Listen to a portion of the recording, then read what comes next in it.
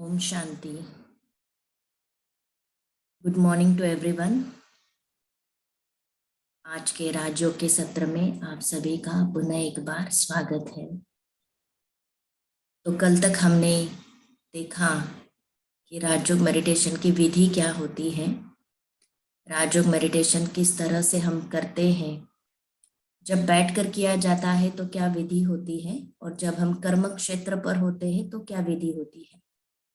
बैठकर जब हम करते हैं तो पहले आत्मिक स्थिति में स्थित करना, जर्नी इनवर्ड्स करना, अंतर जगत में चले जाना, अपने असली स्वरूप में स्थित हो जाना, फिर धीरे धीरे अपने घर की ओर, परम धाम की ओर मन बुद्धि को ले जाना, शिव बाबा के सानिध्य में, परमात्मा के सानिध्य में, और फिर उनकी किरणों से अपनी चाह को या हमारी जो प्यास है शांति की, खुशी की, उसको पूरी करना।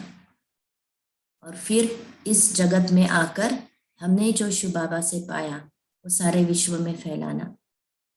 ये हमारी बैठकर जो हम विधिवत योग करते हैं उसकी विधि कल सुनाई डिटेल में। लेकिन जब कर्म क्षेत्र पर होते हैं तो बाबा को किसी ना किसी संबंध से अपने साथ रखना, दिल ही दिल में बाबा के साथ बातें करना, अपनी सारी प्रॉब्लम्स, और ना कि सिर्फ प्रॉब्लम्स, अपनी खुशियां भी बाबा के साथ शेयर करना। जैसे हम किसी देहधारी के साथ, किसी आत्मा के साथ अपनी दिल की सारी बातें शेयर करते हैं, वैसे शिव बाबा को अपना रियल कंपेनियन बनाते हुए हम सारी दिल की बातें बाबा के साथ करते रहे, बाबा को साथ रखे, ताकि उसके संग का रंग मुझ आत्मा पर चढ़ा रहे। तो अभी इस राजयोग की श्रृंखला को आगे बढ़ाते हुए हम थोड़ा कुछ इस सृष्टि के बारे में जानेंगे, जिस सृष्टि के अंदर हम एक्टिंग कर रहे हैं। जैसे शुरू में आपको बताया गया था, ये पूरा विश्व एक रंगमंच है, ये पूरा विश्व एक नाटक है जिसके हम कलाकार हैं, और हम सब आत्माओं को विभिन्न पाठ मिले हुए हैं, और हर जन्म में हमारे पाठ भी चेंज होते हैं। लेकिन जैसे कहा जाता है, मनुष्य आत्मा जब जन्म लेती है तो वो दो बंधनों में बंध जाती है। एक होता है समय का बंधन और एक होता है कर्मों का बंधन। क्योंकि जिस घड़ी आत्मा गर्भ में प्रवेश करती है, शरीर को धारण करती है, तब से उसकी जीवन यात्रा शुरू होती है। और हर जीवन यात्रा का कोई लाइफ स्पैन होता है। कोई 50 साल जीता है, कोई 100 साल जीता है, कोई कितने साल जीता है। और उसी लाइफ स्पैन के अंदर आत्मा उस शरीर के साथ जो कुछ भी करती है उसको कर्म कहा जाता है। तो हर मनुष्य आत्मा को समय का भी ज्ञान होना बहुत आवश्यक है, साथ साथ कर्मों का भी ज्ञान होना बहुत आवश्यक है। तो आज विशेष करके हम जो फोकस करेंगे कि ये समय कौन सा चल रहा है और हम कौन से समय से गुजरकर यहाँ पहुंचे हैं, और समय अनुसार हमारी मन की स्थिति, स्वयं की स्थिति कैसी रही। तो आज हम जानेंगे समय चक्र को, जिसको काल चक्र भी कहा जाता है। कहा जाता है समय परिवर्तनशील है, हर सेकंड समय परिवर्तन हो रहा है, हर सेकंड घड़ी आगे आगे जा रही है। वास्तव में हम देखते हैं कि समय कभी किसी के लिए रुकता नहीं है। कोई कितना भी वीआईपी हो, कोई क्या भी हो, कोई कितना भी प्रयास करे समय को रोकने की, लेकिन समय कभी किसी के लिए रुकता नहीं है। हाँ, लेकिन समय हमसे उसके साथ चलने की डिमांड जरूर रखता है। समय अनुसार हमें अपने अंदर परिवर्तन लाना होता है, समय हमारे अनुसार परिवर्तित नहीं होता। जैसे अगर बारिश का सीजन है, बारिश का समय है, तो मुझे अपने प्रोटेक्शन के लिए छाता या रेनकोट रखना पड़ेगा। अगर समय अनुसार ठंडी का मौसम शुरू हो गया तो मुझे गर्म कपड़े अपने साथ रखने पड़ेंगे। तो समय अनुसार इंसान अपने आप को अडॉप्ट करता है, अगर नहीं करता तो उसका नुकसान उसको ही भुगतना पड़ता है। तो उसी तरह ये समय क्या है, और हम देखते हैं समय तो हर सेकंड सेकंड आगे बढ़ रहा है, लेकिन हम कभी भी घड़ी को ऐसे लीनियर नहीं दिखाते हैं, ऐसे सीधी नहीं दिखाते, क्योंकि वो आगे बढ़ रहा है। क्योंकि कितनी लंबी घड़ी निकाले, कितनी लंबी घड़ी बनाए, लेकिन घड़ी को हम देखते हैं, हम गोल बनाते हैं। हर घड़ी गोल होती है। आज अगर हम समझो 7 बजे है तो हम समझ जाते हैं कि डेट क्या है, महीना कौन सा है, ईयर कौन सा है, और फिर उसके अकॉर्डिंगली हम मान के चलते हैं कि इस डेट की आज सुबह के 7 बजे है ना। लेकिन घड़ी तो वही रहती है, कल भी 7 बजे उसी घड़ी में उसी तरह से बचेंगे। तो कहने का भाव है कि समय भले आगे बढ़ रहा है, लेकिन समय साइक्लिक रूप में चक्रीय रूप में आगे बढ़ता है। जैसे हम अगर कार का व्हील देखें या टू व्हीलर का व्हील देखें, तो वो अपने अराउंड भी चक्कर लगा रहा होता है, लेकिन साथ साथ वो ऐसे ऐसे ऐसे आगे भी बढ़ रहा होता है। अपने अराउंड एक साइकिल पूरी करके आगे बढ़ता, अपने अराउंड एक साइकिल पूरी करके आगे बढ़ता। तो उसी तरह ये समय भी आगे इसी तरह बढ़ता है। तो ये अराउंड चक्र लगाना क्या है, कैसे समय परिवर्तित होता है, तो आज हम इसको विस्तारित रूप से समझते हैं। तो आज हम विशेष करके जानेंगे काल चक्र के बारे में। समय चक्रीय है और साथ साथ अनंत भी है। वो अनंत है, उसका कोई अंत नहीं है। कोई आपको ये नहीं बता सकता कि इस सृष्टि का पहला दिन और पहली रात कौन सी थी। ना ही आपको कोई ये बता सकता है कि इस सृष्टि का लास्ट डे और लास्ट नाइट कौन सी होगी। समय अनादि है, समय परिवर्तनशील है। हर घड़ी वो आगे आगे और आगे बढ़ता जा रहा है, अनंत है, लेकिन साथ साथ वो चक्रीय भी है। तो कुछ चक्र है जिसके अंदर हम गुजर रहे हैं और जिनको हम बहुत अच्छी तरह से भी जानते हैं। जैसे है रात दिन का चक्र। हम उसी घर में रहते हैं, उसी स्थान में रहते हैं, उसी सिटी में रहते हैं, लेकिन हम देखते हैं इस समय परिवर्तित होते होते वहां अंधकार भी छा जाता, तो वहां उजाला भी आ जाता। तो हर समय हम देखते हैं रात दिन का चक्र चलता ही रहता है। रात आती है, रात के बाद दिन का आना अटल है, और दिन के बाद वापस रात का आना भी अटल है। तो हम दिन रात के चक्र में तो पहले से ही गुजर रहे हैं और इसको हम समझते भी हैं। दूसरा चक्र है मौसम का चक्र। मौसम में भी हम देखते हैं, कभी बारिश का मौसम, कभी वसंत ऋतु आता है, कभी ठंडी का मौसम आता है, कभी गर्मी का मौसम आता है। मौसम बदलते रहते हैं, स्थान वही रहता है। समय अनुसार मौसम के अंदर परिवर्तन होता जाता है। फिर तीसरा चक्र जिसको हम जानते हैं वो जल चक्र। हम देखते हैं बारिश हो रही है, बारिश का पानी सारा सागर में समा जाता है, और फिर जब धूप निकलती है यही पानी का इवेपोरेशन हो जाता है, बाष्पीभवन हो जाता है, और इन्हीं के बादल बन जाते हैं और बादल फिर बरसते हैं। तो ये भी चक्रीय रूप में चलता रहता है। तो ऐसे सृष्टि के कई चक्र हैं जिनसे हम ऑलरेडी परिचित हैं, क्योंकि हमने अपने आंखों के आगे इनको परिवर्तित होते हुए देखा है, महसूस किया है, इसलिए हम इसको स्वीकार भी करते हैं। और एक चक्र होता है जिसको कहते हैं जन्म मृत्यु का चक्र।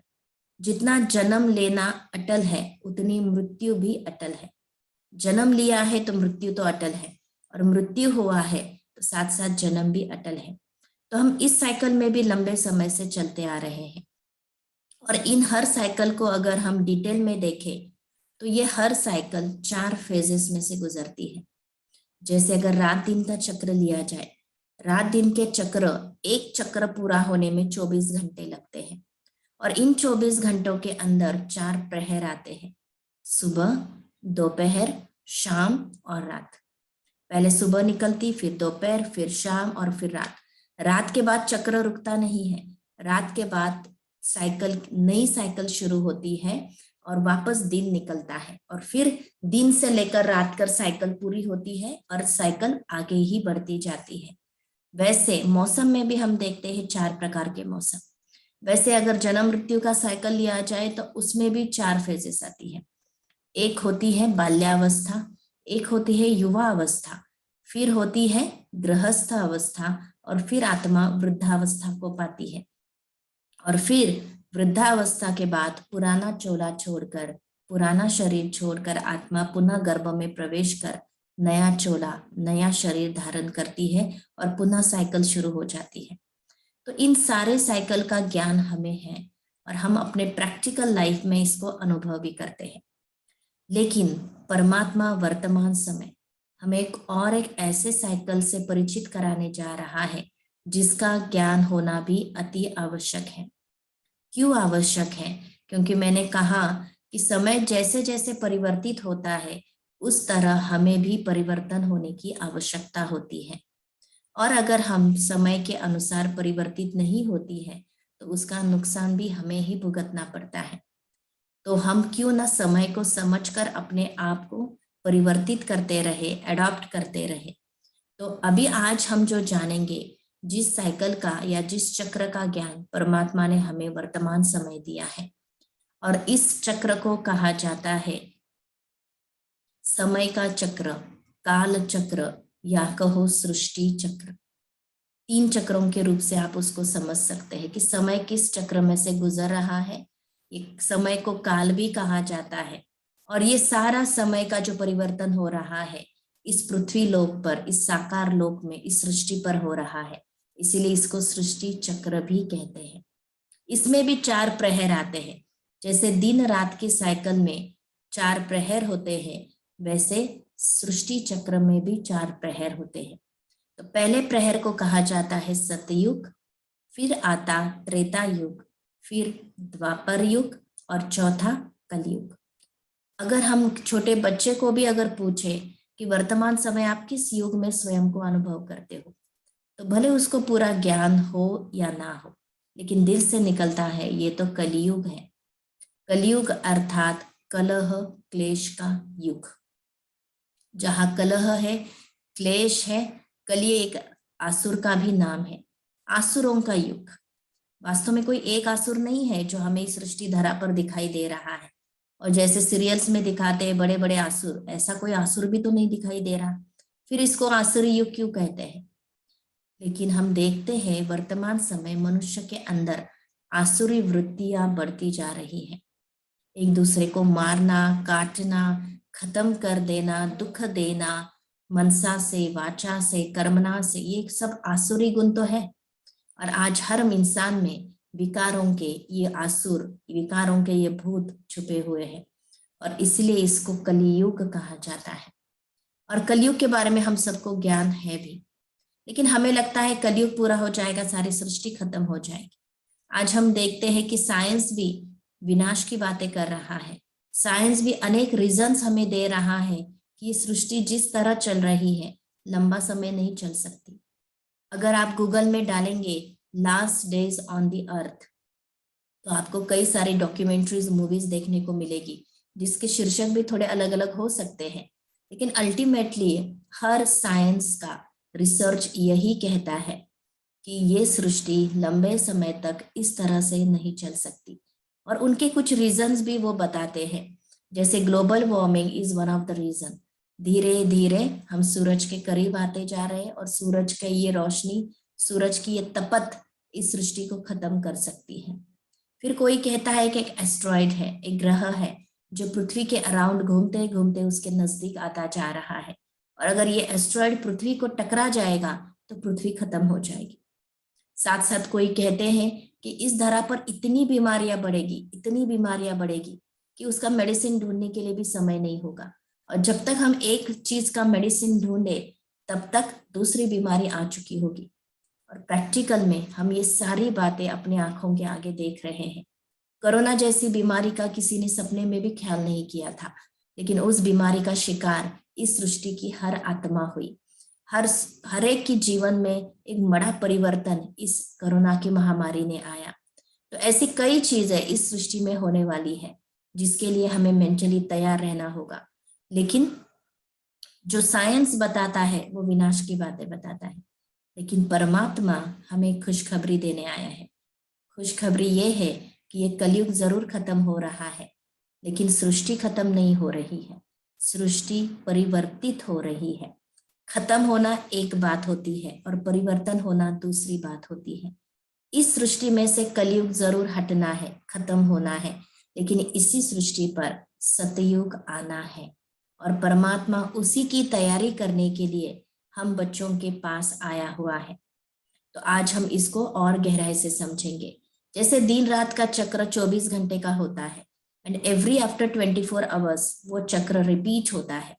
अगर हम सीजन की साइकिल लें तो सीजन भी एक साल के अंदर 4 प्रकार के सीजन आते हैं, और एक साल के बाद वही सीजन पुनः रिपीट होते हैं। तो उसी तरह ये जो समय चक्र है इसका ड्यूरेशन है 5000 साल। ये सृष्टि पूरे 5000 के साल हूबहू रिपीट होती है, यही युग पुनः रिपीट होते हैं। तो आप इस चित्र के अंदर भी देख सकते हैं कैसे साइकिल धीरे धीरे धीरे 0 से लेकर 5000 में परिवर्तन होती है और 5000 के बाद पुनः 0 से स्टार्ट होती है। लेकिन इस 5000 के दौरान वो 4 युगों में से गुजरती है। अब ये 4 युग, जिसको हम सतयुग कहते हैं, त्रेता युग कहते हैं, द्वापर और कलयुग, वास्तव में इनका वर्णन गीता में भी है। गीता भी कहती है कि हम 4 युगों में से गुजरते हैं। तो अब हम जबकि सब स्वीकार करते हैं कि हम कलयुग में हैं, तो डेफिनेटली आने वाला युग कौन सा होगा? सतयुग होगा। तो हम जो तैयारी वर्तमान समय कर रहे हैं, आत्मशुद्धि की तैयारी, स्वयं के पतित संस्कार, विकारी संस्कारों को खत्म करने की तैयारी, ये तैयारी सिर्फ एक जन्म की नहीं है, ये तैयारी आने वाली समय की तैयारी हम कर रहे हैं। और जब हमने 3 लोक की बात कही, अच्छा इसमें और एक बात बताई है, इस पूरे एक साइकिल को, कलयुग सतयुग से लेकर कलयुग अंत के 5000 साल के साइकिल को और एक शब्द यूज किया जाता है, कल्प। तो ये 5000 साल में हम एक कल्प को पूरा करते हैं और फिर वही कल्प रिपीट होता है। तो और इसको ठीक से समझे, ये जो सारा चक्र है आप देख रहे हैं ब्लू एरिया में, गोल में, ग्लोब के ऊपर ये सारे युग आ रहे हैं। तो ये सारा हो रहा है नीचे इस 3 लोक को जब अगर हम समझें, जिसको आपको बताया गया था, ये पृथ्वी रूपी ग्लोब पर जो साकारी दुनिया है, ये एक विश्व नाटक है पृथ्वी के ऊपर, और वहां पर ये 4 युग आते हैं। यहाँ पर ये विश्व का बेहद का ड्रामा चल रहा है। जैसे मैंने कहा, हम सभी वर्तमान समय पृथ्वी के ग्लोब पर है और ये पूरी पृथ्वी पर जो कुछ चल रहा है ये एक विश्व नाटक है और हम विश्व नाटक के सभी एक्टर्स हैं। तो ये विश्व नाटक की साइकिल या ड्यूरेशन 5000 साल का है और ये विश्व नाटक इन 5000 साल में 4 युगों में से गुजरता है। तो ये सारा साइकिल कहाँ चल रहा है वास्तव में? पृथ्वी के ग्लोब पर या सृष्टि रूपी रंगमंच पर। तो अभी आपको एक बहुत सुंदर बात हम बताने जा रहे हैं। जैसे हम एक विजुलाइज करते हैं सिचुएशन कि हमारे किसी फ्रेंड ने हमें बताया कि फलाने फलाने थिएटर पे बहुत अच्छा ड्रामा आया हुआ है, हम देख कर आए, वो ड्रामा बहुत अच्छा है, आप भी जाओ और वो ड्रामा देख कर आओ। ड्रामा अर्थात वो फिजिकली जो प्ले किया जाता है रियलिटी में। तो ऐसा नाटक देखने के लिए हमने भी टिकट्स निकाले और हमें ये भी बताया गया कि इस नाटक के अंदर 50 एक्टर्स एक्टिंग करने वाले हैं और ये बहुत खूबसूरत रीति से प्लान किया हुआ है। तो हम भी जाते हैं ड्रामा देखने के लिए, टिकट्स बुक करते हैं, बैठ जाते हैं। अब जब नाटक शुरू होता है थिएटर में, तो हम देखते हैं कि 50 के 50 एक्टर एकदम से स्टेज पर तो नहीं आते हैं। जैसे जैसे नाटक शुरू होता है, पहले 2-3 एक्टर्स, फिर धीरे धीरे और एक्टर्स इंट्रोड्यूस होते जाते हैं और नाटक के अंदर एंट्री करते हैं। और हम देखते हैं अगर नाटक का ड्यूरेशन 3 आवर्स है, तो जैसे जैसे हम 3 आवर्स की तरफ पहुंचने लगते हैं, नाटक के अंतिम चरण तक पहुंचने लगते हैं, तो number of actors on the stage increase होते जाते हैं। अगर हम किसी मूवी की भी बात करें, कोई मूवी जब स्टार्ट होती है तो कुछ एक एक्टर से स्टार्ट होती है और धीरे धीरे इस मूवी के एक्टर्स बढ़ते जाते हैं और बढ़ते बढ़ते हम देखते हैं कि ये मूवी के एक्टर्स जैसे जैसे बढ़ते जाते हैं तो हम समझ जाते हैं कि अभी धीरे धीरे नाटक आगे बढ़ रहा है और अभी समाप्ति की ओर है। और हम देखते हैं नाटक पूरा होने तक 50 के 50 एक्टर्स स्टेज पर इंट्रोड्यूस हो चुके होते हैं और उसी के बाद ही नाटक एंड होता है। फिर वही शो जब प्ले होता है तो पुनः उतनी ही थोड़ी सी आत्माएं नाटक के स्टेज पर आती है, एक्टिंग शुरू करती है और धीरे धीरे धीरे number of actors on the stage increase होते होते 50 तक पहुंच जाते हैं। तो आप अच्छी रीति से इस नाटक को समझ गए होंगे। अभी हमें समझना है कि ये विश्व नाटक भी इसी तरह प्ले होता है।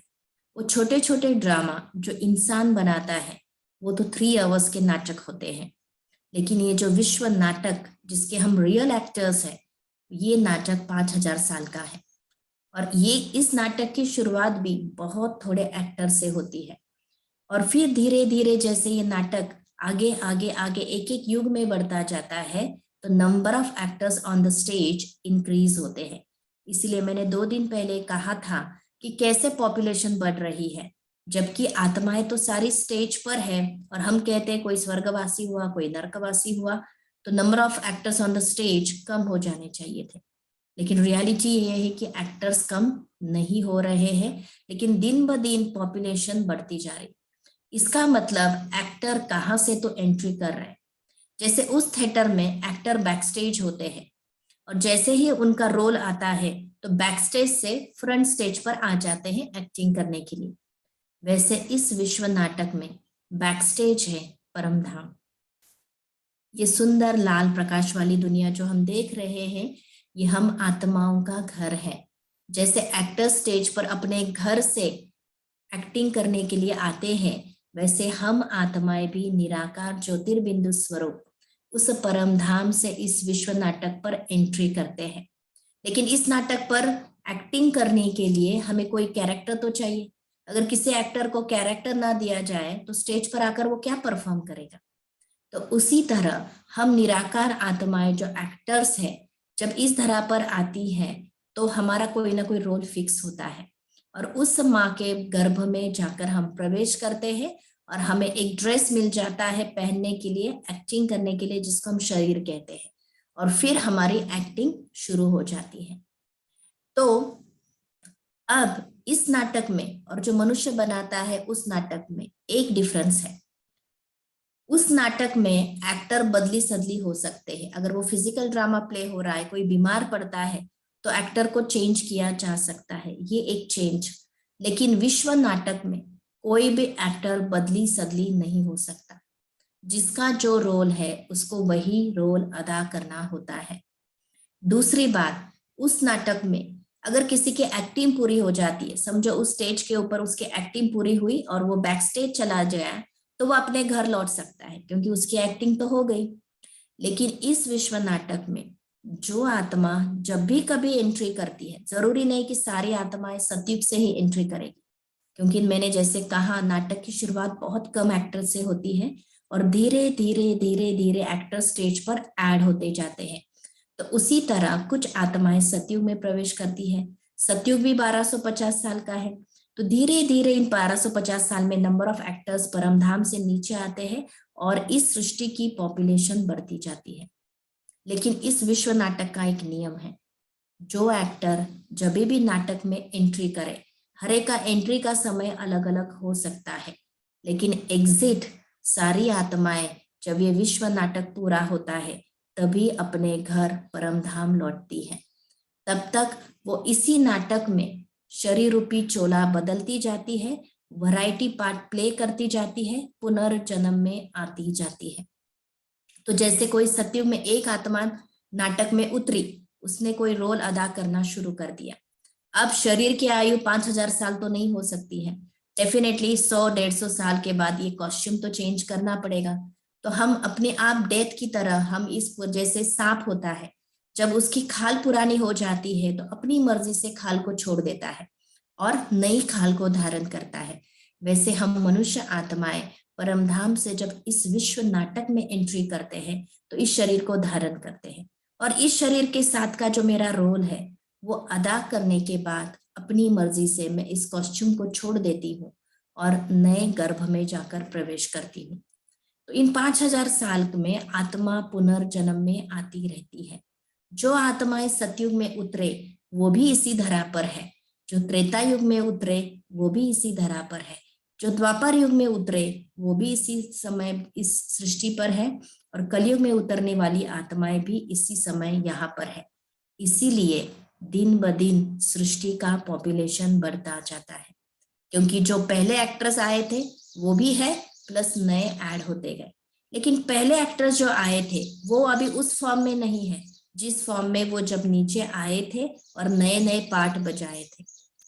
पुनर्जन्म में उनके शरीर, उनके स्वभाव, संस्कार सब बदलते जाते हैं, लेकिन एक्टर वही होती है, आत्मा वही होती है।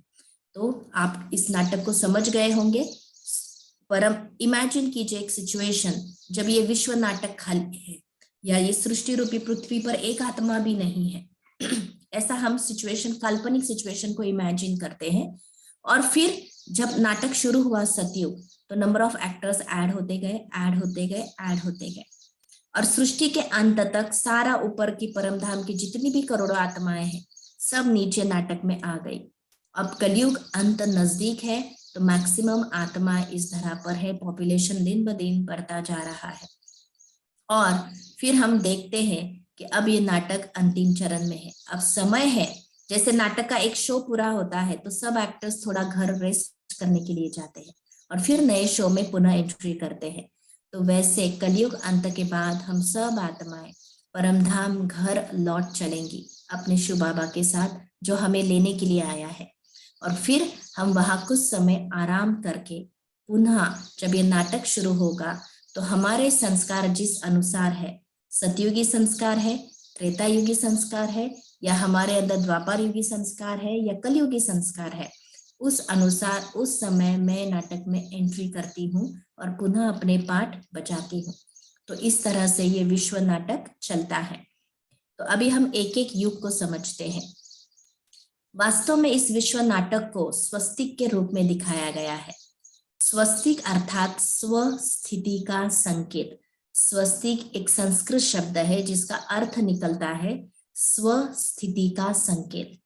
आत्मा की स्वस्थिति पूरे नाटक में कैसी रही ये दर्शाने वाला स्वस्तिका होती है। तो काल चक्र के सभी युगों में आत्मा के विभिन्न स्थितियों को दर्शाता है स्वस्तिका। तो अभी एक एक भाग को हम समझते हैं। स्वस्तिका का पहला भाग अर्थात नाटक का पहला हिस्सा, शुरू का पहला हिस्सा, जब हम आत्माएं नए नए परमधाम से उतरी थी। तो सतयुग में वही आत्माएं उतरेंगी जिनके संस्कार सतयुगी होंगे। सतयुगी संस्कार अर्थात संपूर्ण शांति, संपूर्ण सुख, संपूर्ण पवित्रता को अनुभव करने वाली आत्माएं, संपूर्ण पवित्रता को धारण करने वाली आत्माएं। तो इसीलिए 100% प्योर आत्माएं, 100% प्योर होने के कारण सतयुग में उनको जो प्रारब्ध मिलती है, रिटर्न मिलता है, वो होता है 100% निरोगी काया, 100% संपत्तिवान और 100% सुखी।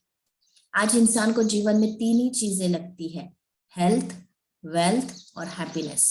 अगर ये तीनों चीजें किसी के जीवन में है तो हम कह सकते हैं वो खुशहाल जीवन व्यतीत कर रहा है, जहां पे 100% हेल्थ, 100% वेल्थ और 100% हैप्पीनेस है। और ऐसी दुनिया इस धरा पर थी जब इस दुनिया में सतयुगी समय चल रहा था। अगर हम डे नाइट साइकिल के साथ कंपेयर करें तो जो सुबह का समय अर्थात रिफ्रेश्ड समय, जब तन और मन दोनों फ्रेश होते हैं, तो वैसे काल चक्र का सुबह का समय अर्थात सतयुग, जब आत्माएं 100% हेल्थ, वेल्थ और हैप्पीनेस को अनुभव कर रही थी। ये संपूर्ण पवित्रता की दुनिया थी। अब इसका अवधि था 1250 साल। संपूर्ण हेल्थ, वेल्थ और हैप्पीनेस होने के कारण यहाँ हर आत्मा देवी संस्कार होने के कारण देवता कहलाती थी। सतयुग में हर मनुष्य आत्मा देवात्मा कहलाती है। देवी देवताओं की सुंदर वो दुनिया थी जहाँ सोने के महल थे, पुष्पक विमान था और बहुत सुंदर सीनरीज, बहुत सुंदर हेल्थ, वेल्थ, हैप्पीनेस, सब कुछ जो इंसान इमेजिन कर सकता है, एक परफेक्ट लाइफ, वो परफेक्ट लाइफ सतयुग में आत्माएं अनुभव करती है। तो सतयुग अर्थात हर प्रकार के सुख अनुभव करने की दुनिया, जिसका कालावधि होता है, अवधि होता है 1250 साल। इसको कहा जाता है गोल्डन एज।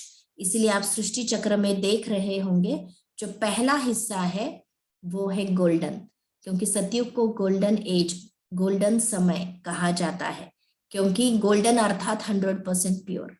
गोल्ड की 100% गोल्ड की ये विशेषता होती है, उसको हाथों से हम मोल्ड कर सकते हैं। वैसे सतयुगी आत्माएं इतनी इजी नेचर की होती है जो हर किसी के साथ मोल्ड होके चलती है और आपस में बड़े प्यार से रहती है। फिर उसके बाद उतरते आगे बढ़ते बढ़ते हम धीरे धीरे गिरावट की तरफ चलते हैं और पहुंच जाते हैं त्रेता युग की तरफ। त्रेता युग अर्थात यहाँ भी सुख है, यहाँ भी हेल्थ है, वेल्थ है और हैप्पीनेस है, लेकिन कंपेयर टू सतयुग कम है, धीरे धीरे कम होता जाता है। तो इसीलिए अब हम गिरावट की समय, गिरावट मतलब यहाँ कोई दुख नहीं है, यहाँ कोई विकार नहीं है, लेकिन कंपैरिजन विद सतयुग इसको गिरावट कहा जाता है, क्योंकि इसके बाद धीरे धीरे आत्माओं के अंदर परिवर्तन आना शुरू हो जाता है। इसको कहा जाता है रजत काल अर्थात सिल्वर एज। पहले हम गोल्डन एज में थे, अब सिल्वर एज, अर्थात वहां भी सुख शांति पवित्रता सब कुछ था, लेकिन प्रोपोर्शन टू सतयुग कम था। लेकिन इन दो युगों को मिलकर सतयुग और त्रेता युग, इसको मिलाकर कहा जाता है स्वर्ग। और जो नेक्स्ट इस लेफ्ट के जो दो युग है, द्वापर युग और कलयुग, इसको मिलाकर कहा जाता है नरक। तो हम जो ये मान्यता रखते थे कि ऊपर कहीं स्वर्ग है और नीचे कहीं पाताल है, वास्तव में ऐसा कुछ भी नहीं है। इसी पृथ्वी लोक पर जब नाटक शुरू हुआ था, तो पहले 2500 साल का पीरियड स्वर्ग था और नेक्स्ट 2500 साल के पीरियड को नरक कहते हैं। और वर्तमान समय हम कलयुग में अर्थात नरक के समय में है। अब इस रजत काल में भी सुख शांति थी, पवित्रता थी, सब कुछ था। यहां भी हम हेल्थ, वेल्थ और हैप्पीनेस को अनुभव कर रहे थे। अब इसके बाद का जो युग है द्वापर युग, वो है परिवर्तन का युग। इसको ताम्र काल कहते हैं, आयन एज, अर्थात आत्मा की अवस्था और थोड़ा गिर जाती है। गिरना अर्थात क्या? सतयुग और त्रेता युग में हम 100% सोल कॉन्शियस थे और सोल कॉन्शियस होने के कारण एक दूसरे को उसी लेवल से देखते थे, जिसके कारण हमारे मन के अंदर शुद्धि थी, पवित्रता थी, हर एक के प्रति शुभ भावना, शुभकामना थी, हर एक को सुख देने की एक कला थी। लेकिन धीरे धीरे नाटक में इस शरीर के साथ पार्ट प्ले करते करते पुनर्जन्म में आते आते आत्मा को देह का भान आ जाता है। जब हम सोल कॉन्शियस होते हैं तो हम स्त्री पुरुष में फंसते नहीं हैं, काले गोरे में फंसते नहीं हैं, गरीब अमीर में फंसते नहीं हैं।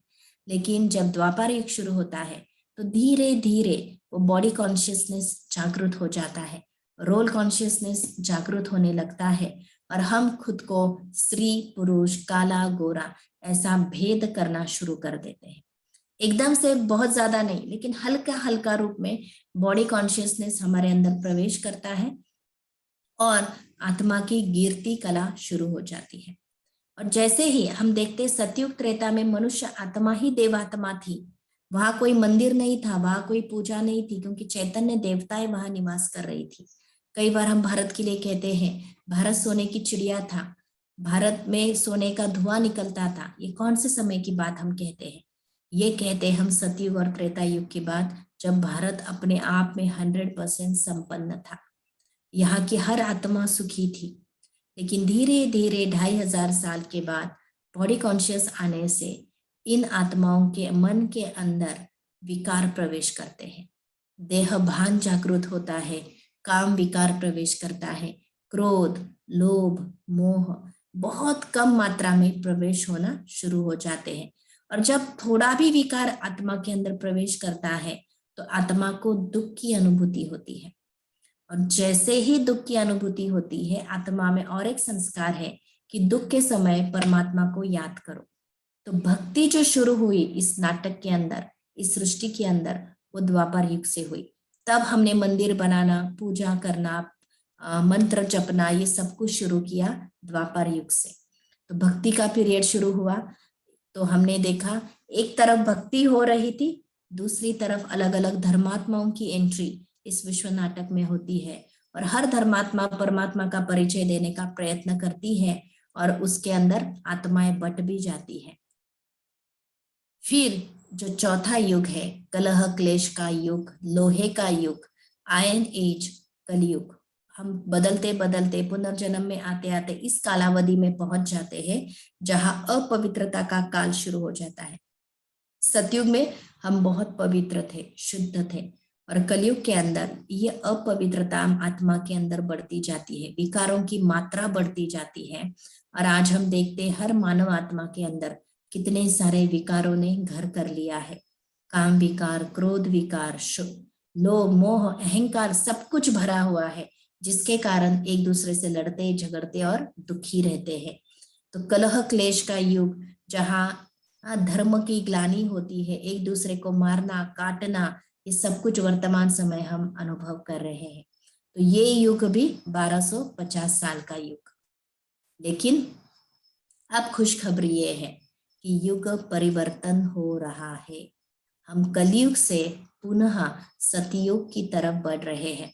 जैसे गीता में परमात्मा का वायदा था, यदा यदा ही धर्मस्य ग्लानिर्भवति भारत। तो कहने का भाव कि जैसे जैसे भारत में धर्म की ग्लानि बढ़ेगी, वैसे वैसे परमात्मा कहता है, मैं इस धरा पर अवतरित होऊंगा, सारे अधर्मों का विनाश करूंगा और एक सत्य धर्म की स्थापना करूंगा। तो अपने दिए हुए वचन अनुसार शिव बाबा इस धरा पर अवतरित होते हैं और हमें पुनः ज्ञान देते हैं, हे आत्मा, तू ही देवात्मा थी, तू ही नाटक में बदलते बदलते बदलते मनुष्य आत्मा बन गई। अब पुनः तुम्हें अपने विकारों को भगाना है, पुनः तुम्हें देवी गुणों को धारण करना है और पुनः तुम्हें देवात्मा बनना है। तो युग परिवर्तन का ये जो समय है, इसी समय पर परमात्मा का दिव्य अवतरण होता है। और ये इस चक्र में आप एक व्हाइट कलर का एरिया देख रहे हैं, इसको कहा जाता है संगम युग। दो युगों को जोड़ने वाला, और कोई भी दो युग नहीं, दो कॉन्ट्रास्ट युगों को जोड़ने वाला जो समय है, इसको संगम युग कहा जाता है। कलयुग का अंत और सतयुग की आदि, इसको जोड़ने वाला ये छोटा सा पीरियड व्हाइट कलर का, इसको संगम युग कहते हैं।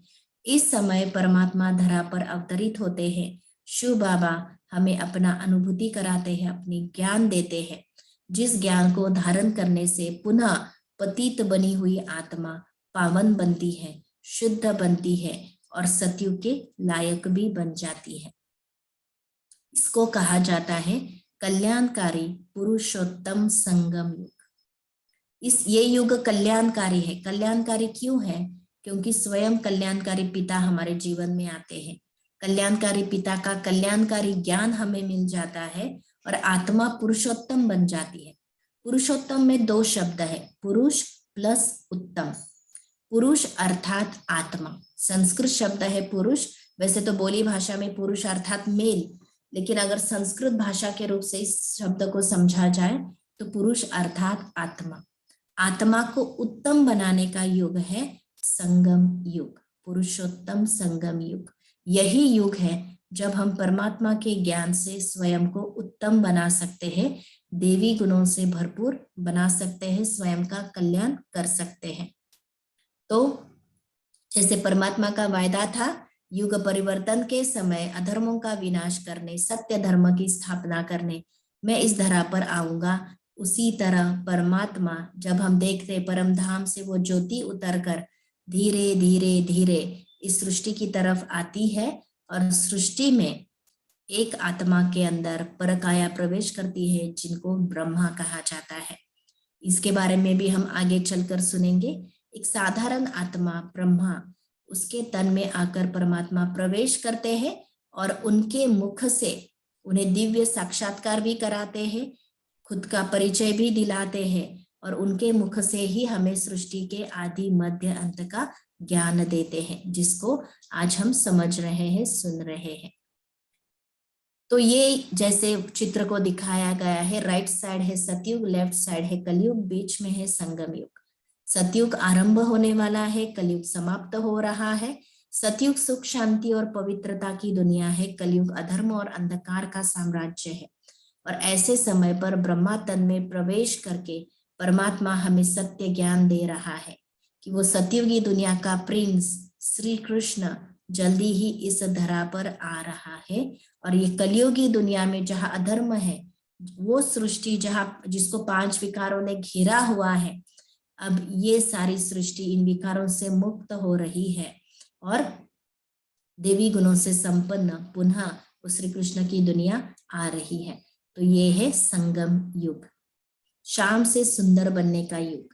हम देखते हैं भक्ति मार्ग में कृष्ण की 2 मूर्तियां बनाते हैं, कोई काली बनाते हैं, कोई गौरी बनाते हैं। इसका भावार्थ क्या है? वास्तव में कृष्ण की आत्मा जब सतयुग में थी तो पवित्र थी, शुद्ध थी, तो उसको गोरा दिखाते हैं, पवित्र और शुद्ध का प्रतीक। और यही आत्मा पुनर्जन्म में आते आते आते आते त्रेता तक, द्वापर युग से कलयुग तक जब आती है, आत्मा वही होती है लेकिन शरीर रूपी कॉस्ट्यूम बदल चुका होता है। तो वही आत्मा पतित होने के कारण, उसमें भी विकारों ने प्रवेश होने के कारण अब वो उस देवी फॉर्म में नहीं रहती है, वो साधारण मनुष्य बन जाती है। फिर उसी को हम शाम कहते हैं। अर्थात काला कहते हैं, सांवरा कहते हैं।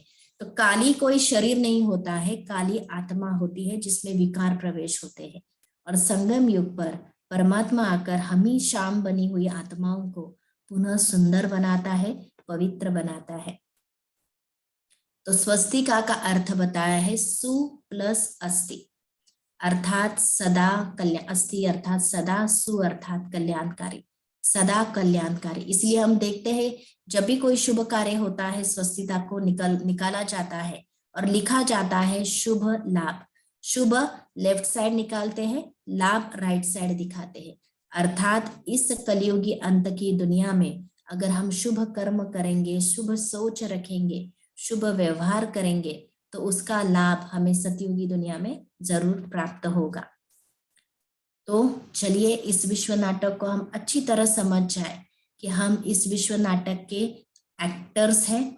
हम परमधाम से इस धरा पर आए हैं, हम युगों की जर्नी कर कर आए हैं और वर्तमान समय हम इस विश्व नाटक के अंतिम चरण में हैं। तो क्या करना है हमें? पहले तो इस बात को समझ ले, हम सभी इस अनंत विश्व नाटक के पाठधारी हैं। हम जो कोई भी पाठ बजा रहे हैं वर्तमान समय, मेल का, फीमेल का, गरीब का, अमीर का, पढ़ा लिखा, अनपढ़ा, जो भी पाठ बजा रहे हैं, ये हमारा कैरेक्टर है और मैं आत्मा एक्टर इसको प्ले कर रही हूँ। दूसरी बात जो नाटक में समझना है, नथिंग न्यू। इस विश्व नाटक में जो कुछ भी हो रहा है कुछ भी नया नहीं है, पहले भी हुआ था और फिर उसको बातों को हम रिपीट कर रहे हैं। इसलिए कई बार लोगों को अनुभव होता है कि जैसे हम कोई सीन अपनी आंखों के आगे देख रहे होते हैं तो हमें आभास होता है कि ऐसा ही सेम टू सेम मेरे साथ कभी तो हुआ था। वास्तव में ये नाटक की पुनर्स्मृति आत्मा को आती है कि हम नाटक में पहली बार पार्ट प्ले नहीं कर रहे हैं, हमने अनेक बार पार्ट प्ले किया है और इस नाटक में कुछ भी नया नहीं है। तो क्यों ना बीती को बिंदी लगा दे। नाटक में अगर वो सीन गुजर गई है तो क्यों नहीं हम अपने मन के अंदर भी इस सीन को फुल स्टॉप लगा दे, बीती को बीती कर दे, बिंदी लगा दे फुल स्टॉप की। मतलब हमें जो कुछ भी पास्ट में हुआ उसका चिंतन वर्तमान में करके वर्तमान को खराब नहीं करना है। पास्ट की बातों से लेसन जरूर सीखना है, कुछ सीख जरूर सीखनी है कि हमें क्या करना चाहिए और क्या नहीं, लेकिन हमें पश्चाताप की अग्नि में जलना नहीं है, हमें गिल्ट कॉन्शियस में जलना नहीं है। बीती को हम जल्द से जल्द बीती कर दे। और अब ये नाटक का अंत समीप है जो भी सुखद है, क्योंकि जब हम देखते हैं जब नाटक एंड की तरफ होता है तो हैप्पी एंडिंग की जाती है, जो जो अनक्लोज सीन्स होते हैं उसको क्लोज किया जाता है और हैप्पी एंडिंग दी जाती है। वैसे परमात्मा आकर इस नाटक का अंत कर रहे हैं, हम पतित आत्माओं को पावन बना रहे हैं, हमें अपने विकारों से छुड़ाकर हमारे अंदर देवी गुण भर रहे हैं, हम एक सुंदर जीवन ऑफर कर रहे हैं। तो इस नाटक के अंत में भी अगर हम परमात्मा का साथ लेते हैं तो हमारे इस नाटक के जर्नी का अंत भी सुखद अंत ही निश्चित होगा।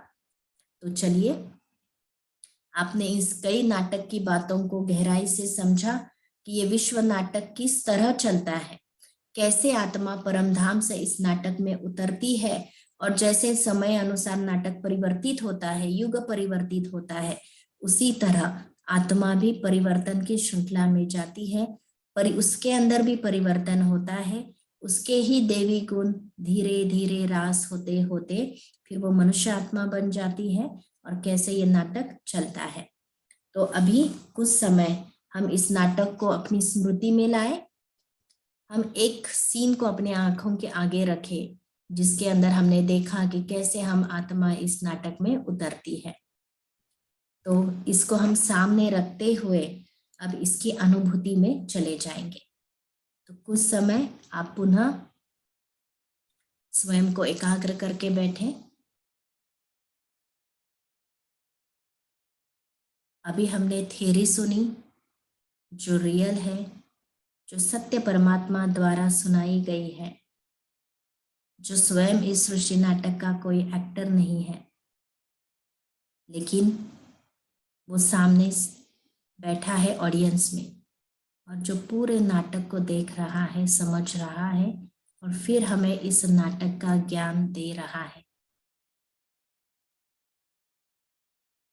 वो परमात्मा ज्ञान का सागर है।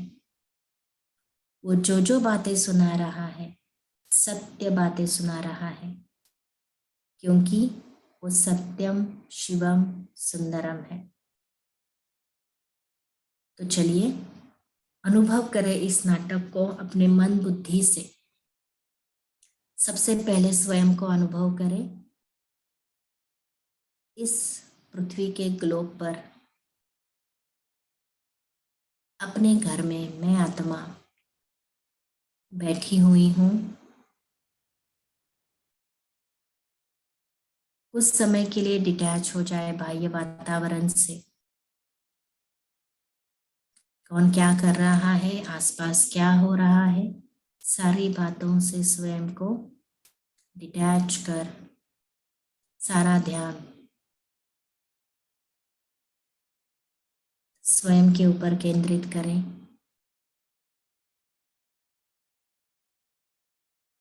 और अनुभव करें मैं आत्मा एक्टर मस्तक मध्य में विराजमान हूँ। एक चमकता हुआ सुंदर दिव्य सितारा। विजुलाइज कीजिए अपने आप को।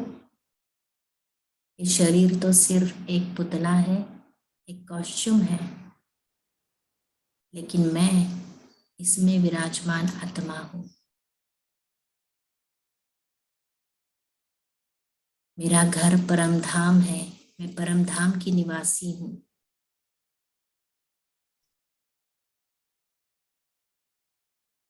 लेकिन मैं एक्टर होने के कारण, एक्टिंग करने के लिए इस विश्व नाटक में एंट्री करती हूँ। तो हम जैसे अनुभव करेंगे, हमने सतयुग से इस नाटक में एंट्री की है, जहाँ चारों तरफ 100% हेल्थ, वेल्थ, हैप्पीनेस था। हर काया निरोगी काया थी, कंचन काया थी।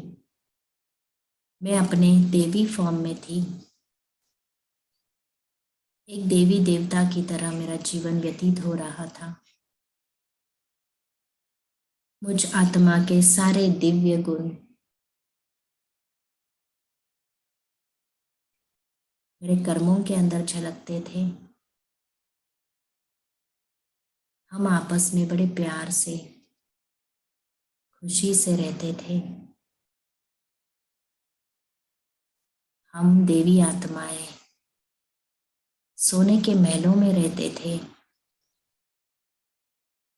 जहाँ हर प्रकार की संपत्ति, हर प्रकार का सुख था। घूमने के लिए पुष्पक विमान थे, सुंदर सुंदर महल, सुंदर सुंदर गार्डन थे।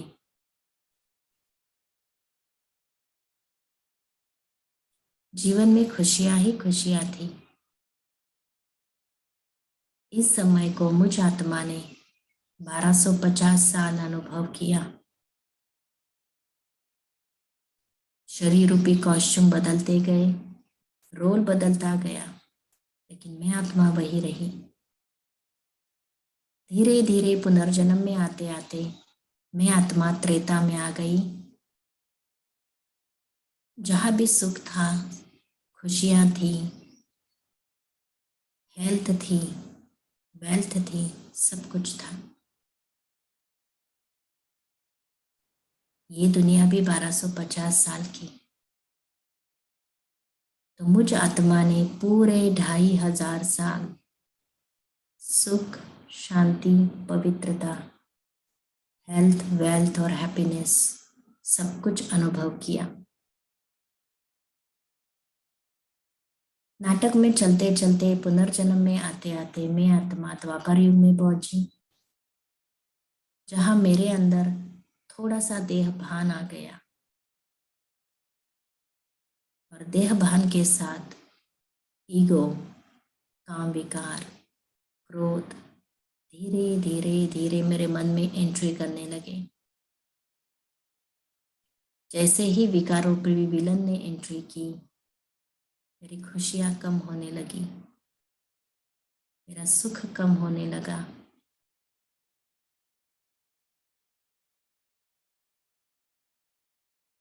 और मैं आत्मा अपनी ही मूर्ति बनाकर पूजा करने लगी।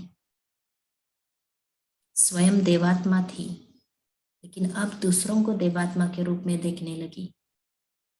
मूर्तियां बनाकर पूजा करना शुरू किया, पुकारना शुरू किया। द्वापर युग भी 1250 साल, फिर भी वो बहुत अच्छा कालावधि था, समय था। भक्ति शुद्ध भक्ति थी, पवित्र भक्ति थी, नौधा भक्ति थी। अब चलते चलते हम आत्माएं कलयुग में आ गए। हमारे अंदर की विकारों की मात्रा बढ़ती गई, भावना श्रद्धा कम होती गई। दिखावे मात्र सब कुछ करते रहे, लेकिन अंदर से परमात्मा से डिस्कनेक्ट हो गए, स्वयं से डिस्कनेक्ट हो गए, देह भान में आ गए। देह देह के साथ बुरा सलूक करने लगी, एक दूसरे को दुख देना शुरू कर दिया, एक दूसरे को मारना काटना शुरू कर दिया। और मैं आत्मा पतित बनती गई, दुखी बनती गई। और ऐसे समय पर मेरे दुख हरने, मुझे विकारों से छुड़ाने, मेरी झोली सुख से भरने मेरे आत्मिक पिता परमात्मा मेरे जीवन में आए, ज्ञान की रोशनी लेकर। बाबा के ज्ञान की रोशनी ने मुझे अपनी सत्य पहचान दी, मुझे रियलाइज कराया कि मैं तो शुद्ध हूँ, पवित्र हूँ, देवी कुल की आत्मा हूँ। और बाबा ने मुझे शक्ति भी दी कि इन्हीं देवी गुणों को मैं पुनः अपने अंदर धारण करूं और पुनः उस सतयुगी दुनिया का आनंद लूं। तो शिव बाबा के कहने अनुसार मैं अपने मन के अंदर सकारात्मक सोच को रख रही हूँ। बोलों में सकारात्मकता, कर्मों में सकारात्मकता, हर आत्मा के प्रति शुभ भावना, शुभकामना, कल्याण की भावना। मेरे सारे विकार धीरे धीरे खत्म होकर अब मैं दिव्य गुणों से भरी हुई शुद्ध आत्मा अपनी अनेक जन्म की कमाई करके परमधाम लौट रही हूँ। और जैसे ही नाटक शुरू होगा, पुनः इस नाटक में एंट्री करती हूँ। कितना सुंदर ये ज्ञान है, कितना क्लियर परमात्मा ने हमें सृष्टि का आदि मध्य अंत बताया है। शुक्रिया मेरे मीठे बाबा, आपका लाख लाख शुक्रिया मुझे अपने असली स्वरूप से परिचित कराने के लिए, मुझे अपना बनाने के लिए, मेरा जीवन खुशहाल बनाने के लिए। बाबा आपका शुक्रिया। ओम शांति शांति शांति।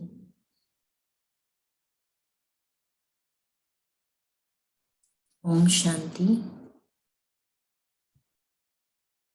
उम्मीद करते हैं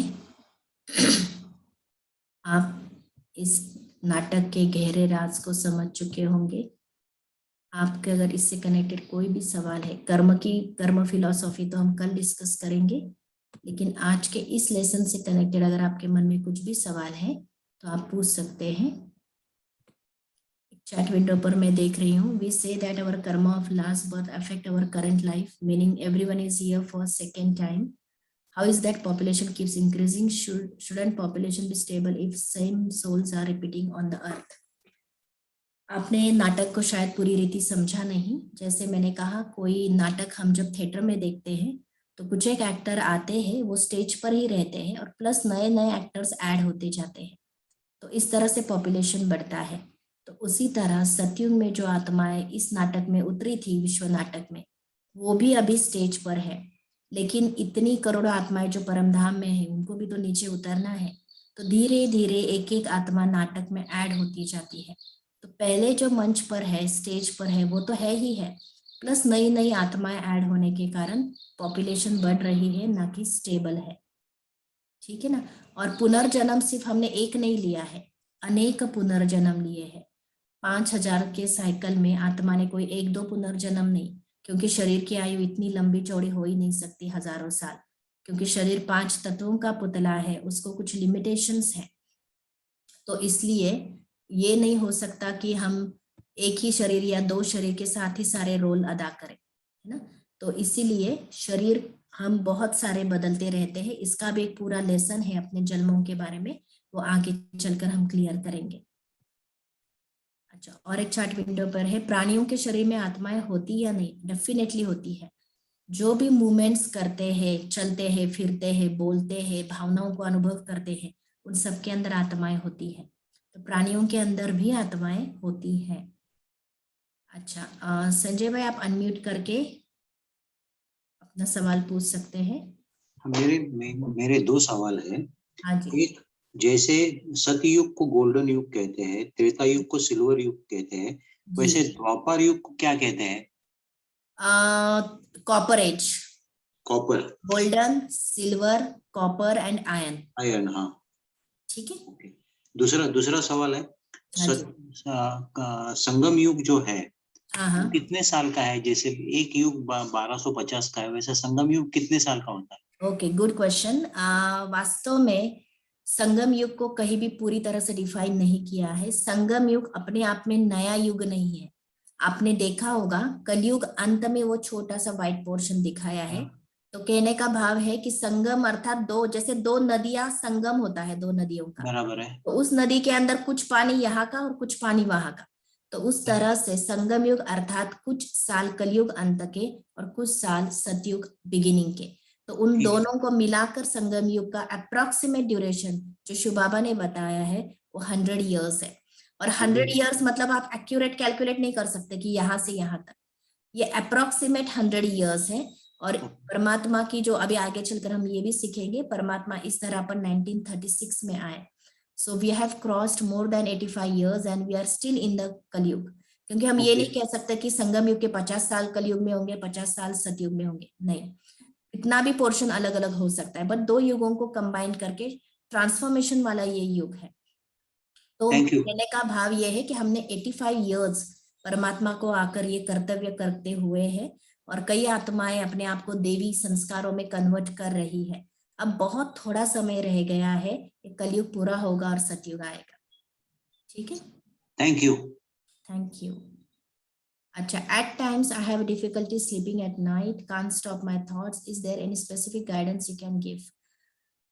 स्लीप, आज हम देखते हैं बहुत लोगों को नींद की प्रॉब्लम आती है और सोने में दिक्कत होती है, क्योंकि मन बहुत ज्यादा सोचता है। तो जैसे मैंने शुरू से आपको कह रही हूँ, अपने मन के साथ दोस्ती कर लो, और मन को ना जितना आप पॉजिटिविटी की तरफ डाइवर्ट कर सकते हो करो। और कई बातों के बारे में हम अननेसेसरी सोचते रहते हैं, जिसकी सोचने की आवश्यकता ही नहीं होती है। तो मन को बड़े प्यार से बातें करो, हे मन, तुझे ये सब कुछ सोचने की आवश्यकता नहीं है, जो जो जिस जिस समय होगा एक्यूरेट होगा। वैसे भी हमारे सोचने से कुछ भी नाटक के अंदर परिवर्तन नहीं होता है, वही होता है जो होना होता है। तो इसीलिए हम आने वाली सिचुएशन को बड़ी प्यार से, समझ से फेस करें, ना कि उसके ऊपर सिर्फ सोचते रहें। तो अपने मन के साथ दोस्ती कर लो और मन को बार बार ये अनुभूति कराओ, हे मन तू बहुत शांत है, तुझे कहीं भी भागना नहीं है, तू शांत है, तू शांत है। और सोते समय भी आप इस तरह मेडिटेशन करेंगे कि मैं तो बहुत शांत स्वरूप आत्मा हूँ, मेरा मन बहुत शांत है, धीरे धीरे शांत होता जा रहा है, मुझे किसी चीज की कोई चिंता नहीं है, सब कुछ एक्यूरेट हो रहा है और सब कुछ एक्यूरेट होगा। इस बात में बिलीव कीजिए, और बार बार ये भी थॉट्स दीजिए कि मुझे बहुत अच्छी नींद आ रही है, मुझे सोने का मन कर रहा है और मैं बहुत गहरी नींद में सो रहा हूँ। तो जैसे जैसे आप मन को ये थॉट्स धीरे धीरे फीड करेंगे, तो आपका मन साइलेंट हो जाएगा और आपको नींद खींचेगी, आपको सोने का भी मन करेगा। ठीक है। बोला जाता है कि पता नहीं कितने लाख जन्म लेने के बाद मनुष्य में ये सब सवालों के जवाब आपको जरूर मिलेंगे, क्योंकि जन्म से रिलेटेड एक पूरा अलग लेसन है जो हम आगे चलकर आपके साथ डिस्कस करेंगे। तो अभी इसके ऊपर मैं ज्यादा फोकस नहीं करती हूँ, लेकिन डेफिनेटली ये इस सवाल का जवाब उस लेसन के अंदर आपको मिल जाएगा। क्या संगम युग के अंत में कुछ आत्माएं धरती पर बचेंगी? क्या धरती के अलावा और भी कहीं आत्माएं रहती है? This is again a good question. धरती के अलावा और कहीं भी आत्माएं नहीं रहती है, क्योंकि अगर रहती तो आज तक साइंस वहां तक पहुंच चुका होता। क्योंकि इंसान को जिंदा रहने के लिए 5 तत्वों की आवश्यकता होती है। जहां 5 तत्व नहीं है वहां आत्मा जिंदा नहीं रह सकती, क्योंकि शरीर ही 5 तत्वों का बना हुआ है। धरती, वायु, जल, आकाश और अग्नि, इन 5 चीजें जहां होगी वही मनुष्य आत्मा सरवाइव कर सकती है, मनुष्य शरीर सरवाइव कर सकता है। और ये 5 तत्व पृथ्वी के अलावा और कहीं भी अवेलेबल नहीं है, इसलिए आत्माएं और धरती पर कहीं भी नहीं रहती, कहीं और धरती है भी नहीं। तो इसीलिए इसी नाटक, ये पूरा नाटक पृथ्वी लोक पर ही होता है और इसके अलावा और आत्माएं कहीं रह नहीं सकती हैं। दूसरा, क्या संगम के अंत में भी कुछ आत्माएं धरती पर बचेगी? यस, ये नाटक पूरा खाली नहीं होता है, ये स्टेज कभी पूरा खाली नहीं होता है, और ना परमधाम कभी पूरा खाली होता है। वहां से कंटिन्यूअस आवागमन चलता रहता है। इसको भी आगे चलकर हम और गहराई से समझेंगे। अच्छा, गुरुराज भाई आप अनम्यूट करके पूछ सकते हैं।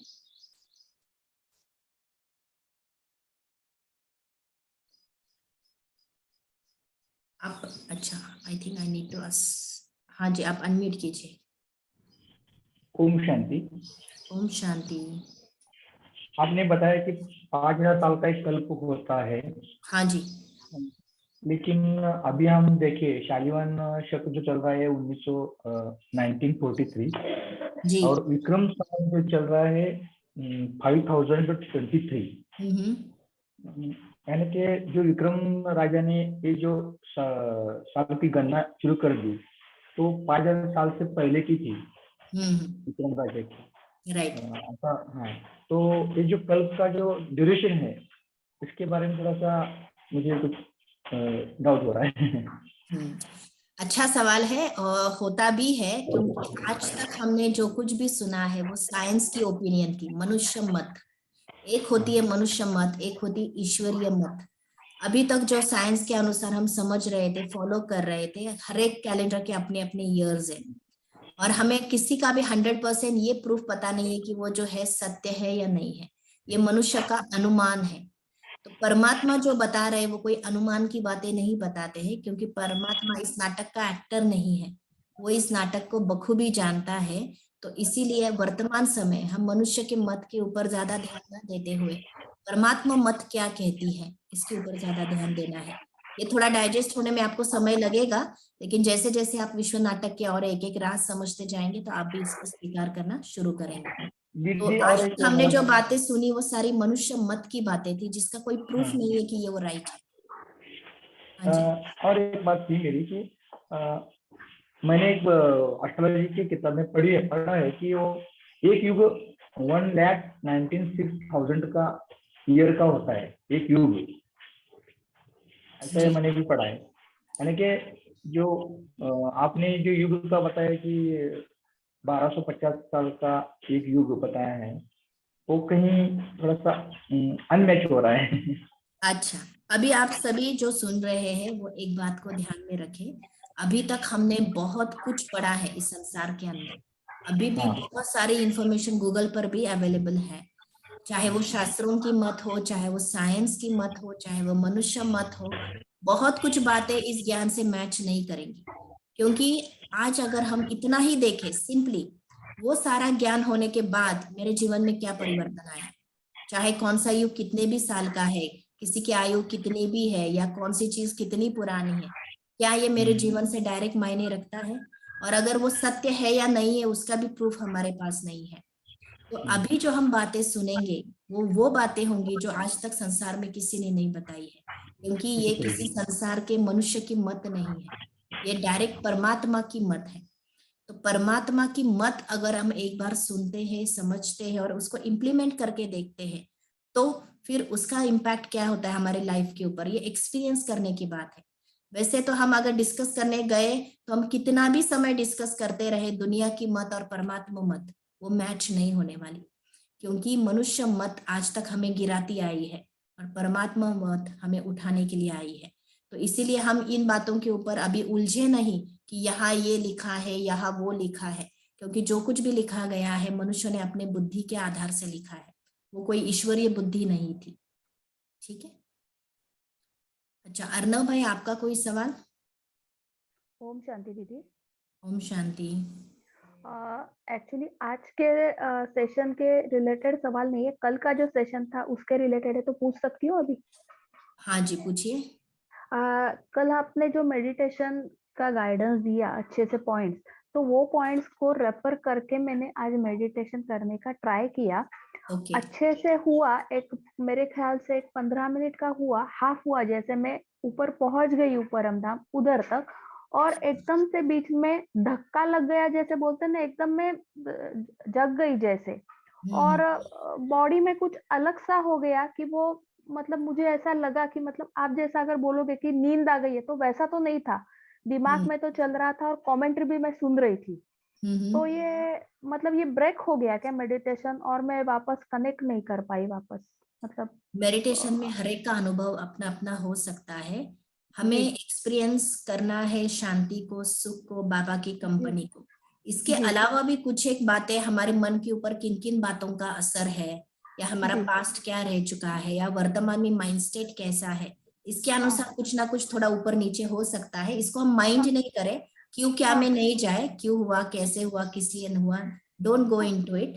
लेकिन ओके आप, मेडिटेशन का लक्ष्य है बाबा से शांति, सुख, आनंद अनुभव करना, तो जी। उसके ऊपर फोकस करें। बाकी अगर बीच बीच में कोई डिस्ट्रैक्शंस होती है, कुछ हमें लो फील होता है या और कुछ फील होता है, तो ये हमारे पास्ट के माइंड स्टेट का असर उसके बीच में होता है, हमें ओके, उसको लेट गो करना है। मतलब मैं ग्रेजुअली नीचे नहीं आ पाई, हाँ आधा। कोई हर्जा नहीं है, कोई हर्जा नहीं। और जैसे मैंने कहा, कोई हार्ड एंड फास्ट भी नहीं है कि आपको वही विधि अपनानी है। जी मेन जी विधि है सोल कॉन्शियस होना, जी परमात्मा से कनेक्ट होना और अपने आप को जी भरपूर करना। फिर जी उसमें जी आप ऊपर जा रहे हैं नीचे आ रहे हैं, अगर ये आपको स्किप भी करना हो तो आप कर सकते हैं, depending on your mind state, जी डिपेंडिंग जी। On your time, depending on okay your own stage. आप ये सॉरी थोड़े वेरिएशंस हो सकते हैं। ओके ओके, ठीक है। Thank Om you. शांति। हाँ जी। हम धरती को अब तक बहुत नुकसान पहुंचा है। संगम युग के अंत में धरती कैसी होगी, क्या इसकी स्थिति में सुधार होगा? 100%। आज जो 5 तत्व पतित बन चुके हैं मनुष्य के वाइब्रेशंस के कारण, जैसे ही मनुष्य के वाइब्रेशन चेंज होते जाएंगे, परमात्मा ज्ञान से हमारे अंदर पॉजिटिविटी आती जाएगी, तो ये 5 तत्व भी सुधरते जाएंगे, धरती भी बहुत अच्छी बनेगी, वायु भी शुद्ध हो जाएगा, हर 5 तत्व के अंदर प्यूरिटी आती जाएगी, क्योंकि 5 तत्वों के ऊपर मनुष्यों के मन का ही प्रभाव होता है। तो मनुष्य मन जैसे सकारात्मक दिशा में जाएगा, तो ये 5 तत्व भी शुद्ध होते हुए हमें नजर आएंगे। अच्छा, और राजेश भाई आप पूछ सकते हैं। ओम शांति दीदी। ओम शांति।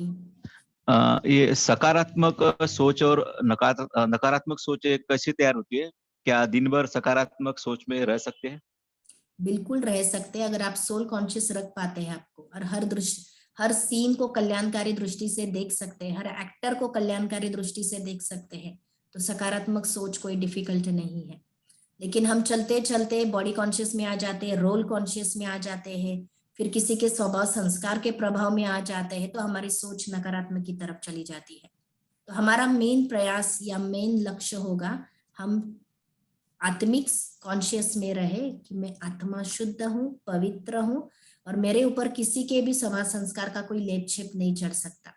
लेकिन मैं अपनी अच्छाई का प्रभाव जरूर दूसरों के ऊपर डालूं, लेकिन दूसरों की गलत बातों का प्रभाव स्वयं के ऊपर ना डालूं। तो जितना मैं आत्मिक दृष्टिकोण हर एक के लिए रखती हूँ, ज्ञान युक्त दृष्टि से हर चीज को देखती हूँ, तो सकारात्मक सोच रखना कोई डिफिकल्ट बात नहीं। इसीलिए हम रोज ज्ञान ले रहे हैं, एक एक बात को क्लियरली समझ रहे हैं। ठीक है। ओम शांति दीदी। ओके। हाँ जी जयंत भाई, आपको क्या पूछना है?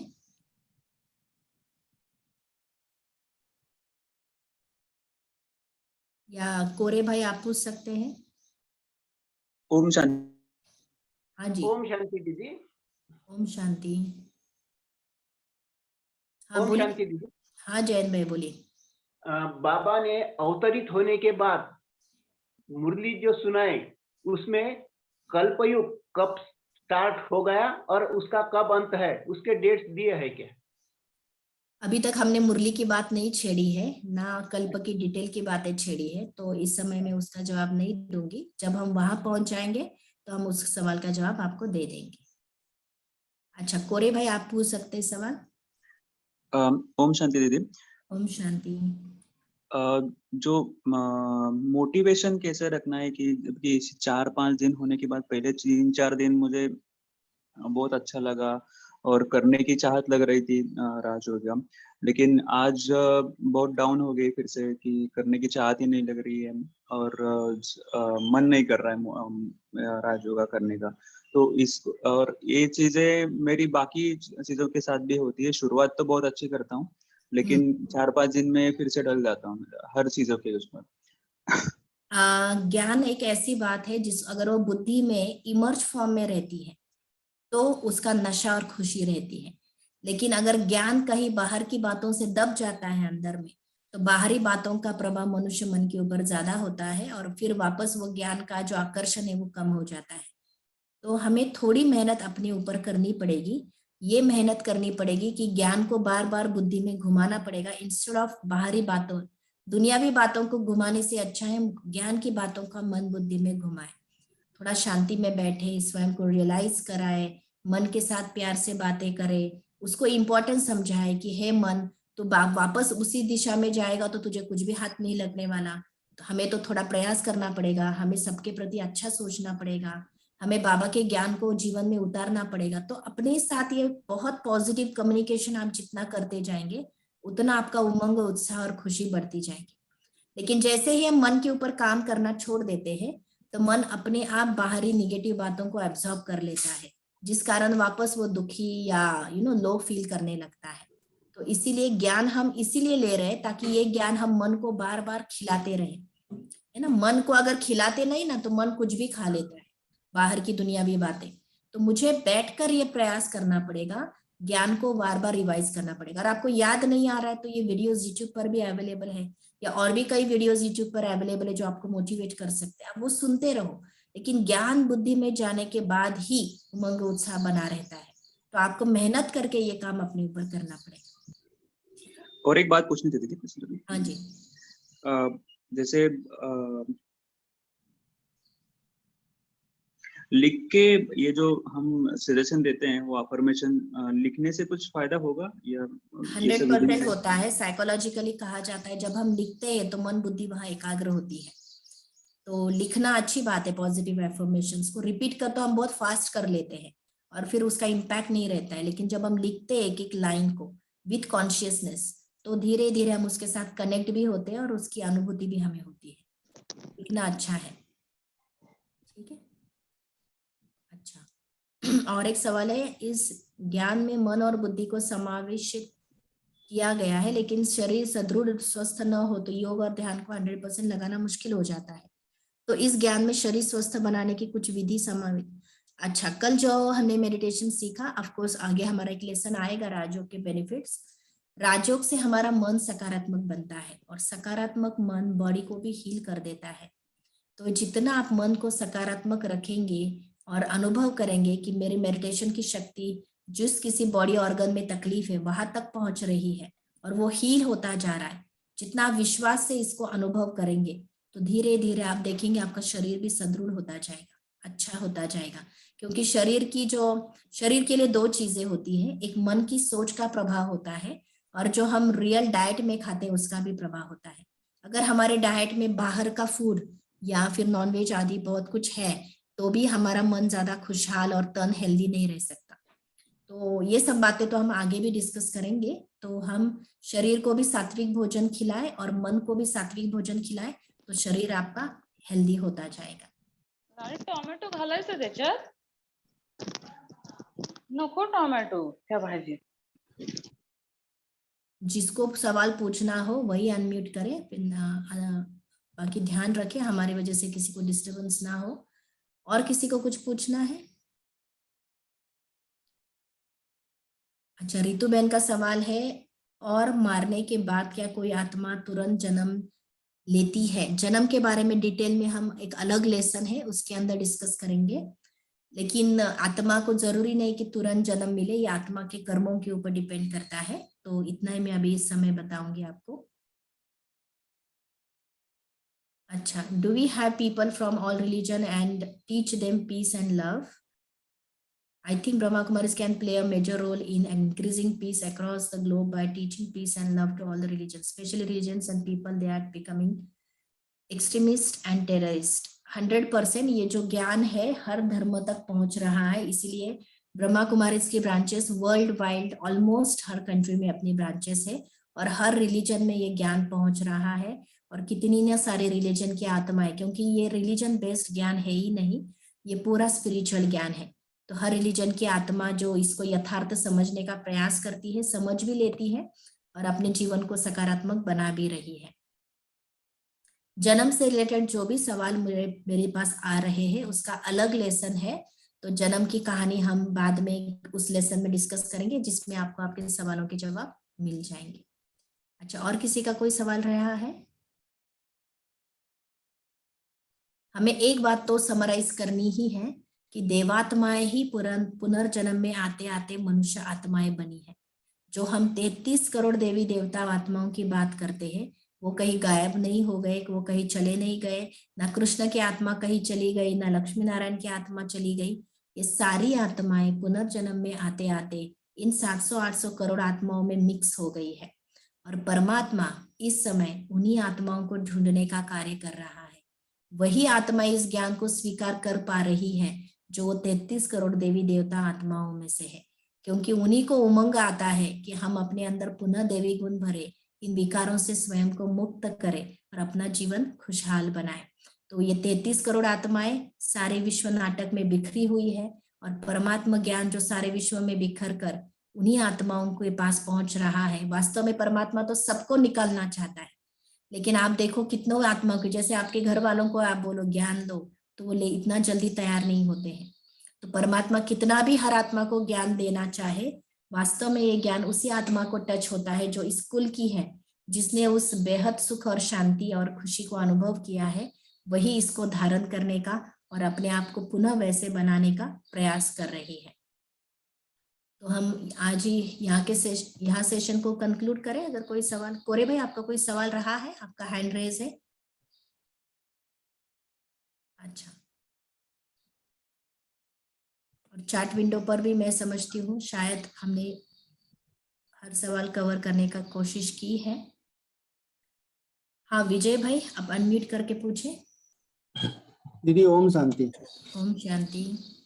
दीदी जो आत्माएं अंत तक ज्ञान में नहीं आएंगी उनका क्या होगा? वो पवित्र कैसे बनेगी लास्ट में जाने के से पहले? वो कर्म फिलॉसफी में कल के लेसन में आपको इसका जवाब मिल जाएगा। कल हम कर्म फिलॉसफी के बातों को डिटेल में डिस्कस करेंगे, उसमें आपको इस बात का जवाब मिल जाएगा। ठीक है, ओम शांति। 1 मिनट साइलेंस करते हैं, बाबा को शुक्रिया अदा करते हैं। और आज हमारा होमवर्क यही होगा कि हम अपने आप को अनुभव करने की कोशिश करें कि कैसे मैं हर युग में से आई हुई देवात्मा हूँ।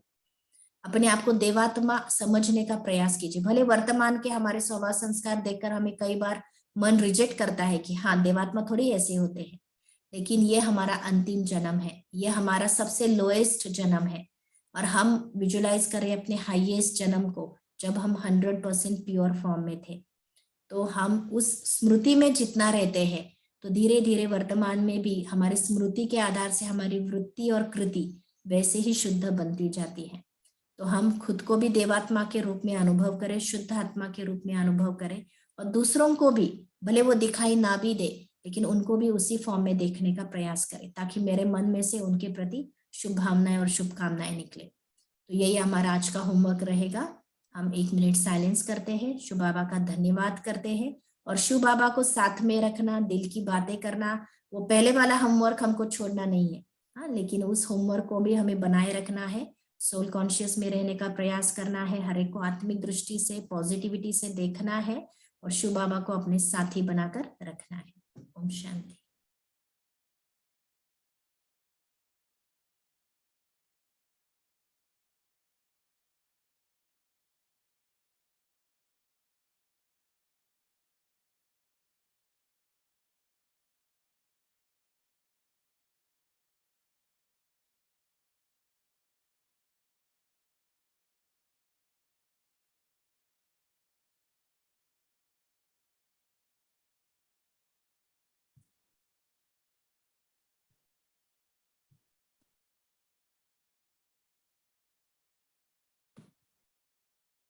ओम शांति।